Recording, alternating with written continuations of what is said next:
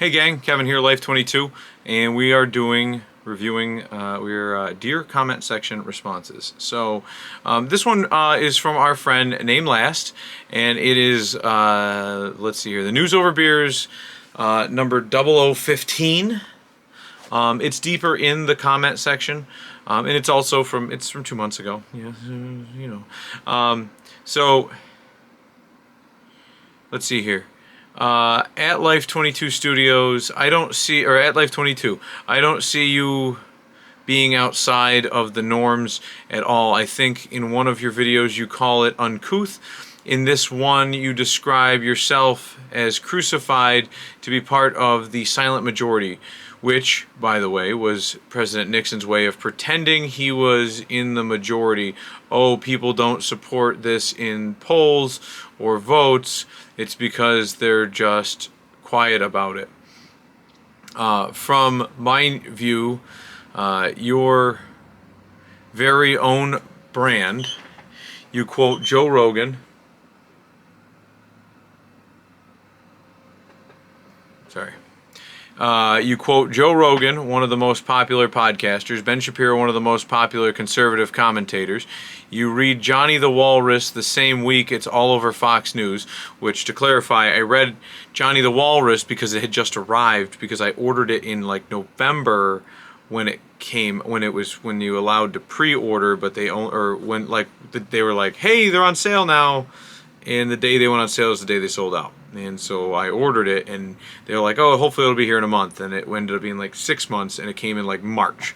So just to clarify, I read it, and because everybody else who ordered one as well got theirs the same week, it was all over Fox News. It doesn't mean that why would I not read the book that just arrived? Anyways. It's all over Fox News. Johnny the Walrus being an Amazon bestseller, and Fox, the most watched channel, and I'm not saying you are influenced by Fox. You fly a PragerU flag and let's go Brandon flag. I think the evidence points to you being very normal in the statistical sense. Lots of folks consume the same stuff you do and think and talk like you. Well, thank you. And in case you bring up the shepherd metaphor again, the shepherd defends the flock against predators. I'm with you there, but the flock of sheep doesn't believe the same thing the shepherd does. First, they're sheep, but also the shepherd is going to shave and eat those sheep. They never had the same goals. Rather than a vanguard, I think you're part of a very vocal and, more importantly, powerful faction of U.S. politics. To me, that means mainstream. But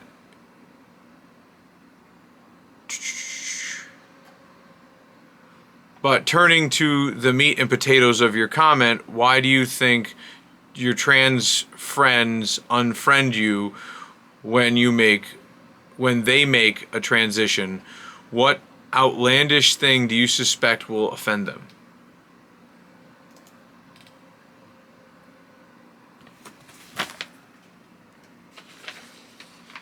So let's see here. Okay, so I did reply to both. There's 2 comments right in a row, and they're pretty lengthy. Well, I think Nixon had the majority and was not pretending. So first off, they're actually Georgia Howe did an office hours just talking to one of the commentators, or one of the presenters that Dennis Prager had on PragerU, that talked about Richard Nixon. It's kind of like Herbert Hoover was just sold as this horrible president, and history's written by, it's like Merriam-Webster's dictionary today, or within the last week or so, has changed not what the definition of a woman is, but what the definition of a female is. And you know what I mean? So as you do, a woman is the opposite of a man. You know what I mean? Like, it's just, it was one of those, like, real weird, you know what I mean? Like, Merriam-Webster isn't every American. Every American would sign off on that change. There's a handful of Americans that are signing off on some of these cultural changes, and all of a sudden they're making the decision for the majority, yet there's certain things that we don't vote on. Who writes the history book? Is a history book written by a left-winger, a right-winger, or somebody dead center? Or, some other faction somewhere between that spectrum?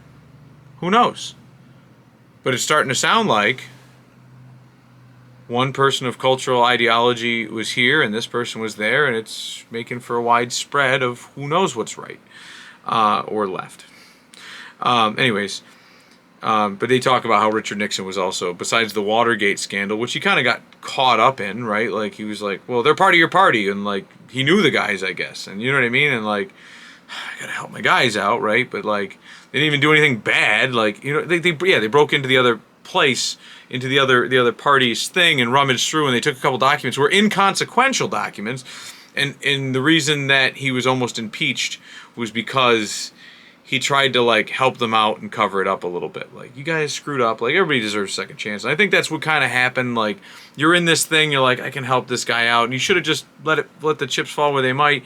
They should have, like, if you listen to the presenter from PragerU, he kind of describes a lot of what happened and how it was a dumb move, and and how the media narrative like spun it, and it was one of those things. So I think Richard Nixon has a bad rap. I think he was a good president, and I think he makes dumb decisions because we're all human, right? We all make dumb decisions, right?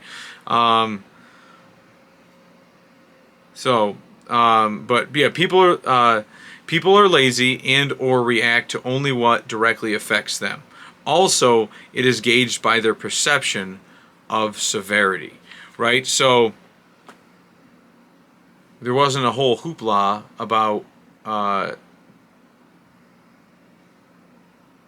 trans bathrooms, right? That was an issue, right? That happened in Virginia, where that girl was assaulted, and the dad stood up at the school board meeting, and yada yada. And there's just been a lot of talk about trans bathrooms lately, and everybody's up in arms about it.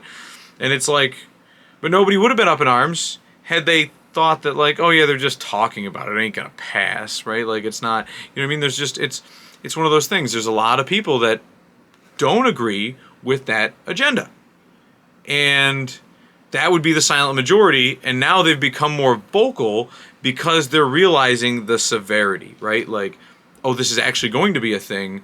We're going to have little boys peeing in bathrooms with our little girls, but they're not called little boys anymore. They're, non-binary boys, or they're, not cis girls, and what have you. And so that was, we're gonna have to break this comment up too, because my camera just got hot again. God damn it.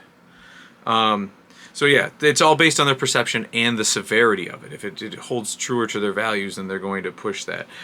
Thank you for the compliment, by the way. But I might be similar to many people. I still feel that I am outside of the norms. I feel like your further breakdown of the shepherd metaphor, I do like that. So I also like the vanguard. I feel like that mainstream is really left. I feel like mainstream is really left, minus Fox, one of the 7 major outlets. I feel that the trans argument choice is built. Oh, okay. So then to respond to your, by turning to the meat and potatoes of your comment, I feel like the trans argument choice is built on shaky grounds. If you firmly believe something and you know it is an undefensible position, why fight? Choose flight. Live to fight another day. Meanwhile, policymakers and their Gregorian chants are affirming you now in policy and indoctrinating kids to believe this. Why fight at all? Eventually, I will be dead, and no one who questions me will exist, or no one who questions will exist, right? And that was my like, Kevin might say something and not understand the side of the argument, right? And some of the argument of the trans movement is not defensible, and you can some of it is not defensible, and what happens is if I try to pick it apart, like, that's what I'm saying here. Why would you fight if somebody can pick apart your argument, why not just run away, or ban Kevin, and then you don't have to fight about it at all.